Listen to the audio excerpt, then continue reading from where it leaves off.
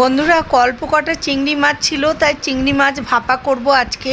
চিংড়ি মাছ ভাপা করতে আমার লাগছে চিংড়ি মাছের সঙ্গে সর্ষে, পোস্ত, কাঁচা লঙ্কা দিয়ে আমি বেটে নিয়েছিলাম, সেটা দিয়ে দিলাম। আর লাগছে 2 চামচ মতো ফ্যাটানো দই। আপনারা চাইলে দিতে পারেন, না দিলেও চলবে।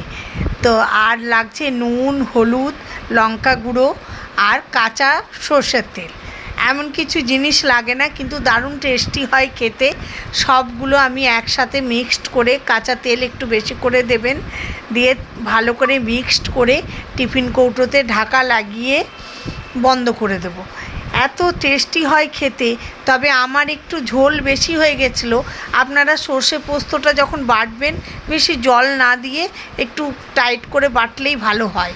আমার একটু বেশি মিক্সিতে জল হয়ে গেছিলো বলে একটু ঝোল হয়েছিল। তাছাড়া আমি ডালও করিনি, সেই জন্য একটু রসাই করেছিলাম।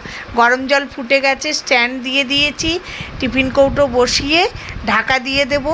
বেশ আধ ঘন্টা থেকে 45 মিনিট রাখবো। আমার রান্না রেডি।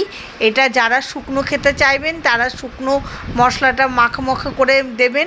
আমি একটু রসা রেখেছিলাম, ভাতে মেখে খেতে দারুণ লাগছে, দারুণ সুন্দর। এইটা এত সুন্দর খেতে লাগে। এটা আমার মায়ের রেসিপি। আজকে মায়ের দিন, সেই জন্য মায়ের রেসিপি শেয়ার করলাম। কেমন লাগলো অবশ্যই জানাবেন।